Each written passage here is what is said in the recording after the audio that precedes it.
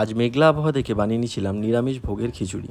তো প্রথমে ছোটো গ্লাসের 2 গ্লাস গোবিন্দভোগ চাল নিয়ে নিলাম, আর নিয়ে নিলাম হাফ গ্লাস মতো মুগের ডাল ও হাফ গ্লাস মতো রহড়ের ডাল, এবং ভালো করে ধুয়ে রেখে দিলাম। এবার 3টে আলু খোসা ছাড়িয়ে 4 ফালি করে কেটে নিলাম এবং 50 গ্রাম মতো আদা কুড়ে নিলাম। তারপর একটি বাটিতে 1 চামচ করে লঙ্কার গুঁড়ো, হলুদ গুঁড়ো, জিরে গুঁড়ো, ধনে গুঁড়ো এবং গরম মশলাতে সামান্য জল দিয়ে একটা মিশ্রণ তৈরি করে নিলাম।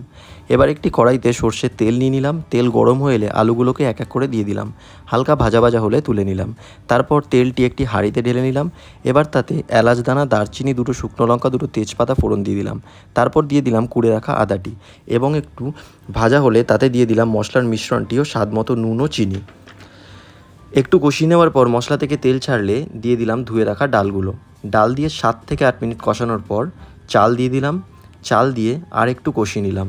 তারপর তাতে কিছু নারকেল কুচি এবং ভেজে রাখা আলুগুলো দিয়ে দিলাম। তারপর বড় গ্লাসে 6 থেকে 7 গ্লাস মতো জল দিয়ে দিলাম। এবার চাল ও ডাল ভালো করে সেদ্ধ হওয়া অবধি মাঝে মাঝে তলা থেকে ভালো করে নাড়িয়ে দিলাম, যাতে খিচুড়ি হাঁড়ির তলায় ধরে না যায়, এবং 20 থেকে 25 মিনিট পর গ্যাস অফ করে নামিয়ে নিলাম। তো আমাদের ভোগের খিচুড়ি রেডি। তো ভিডিওটি ভালো লাগলে প্লিজ লাইক করবেন, শেয়ার করবেন এবং পেজটিকে ফলো করে দেবেন। Thank you.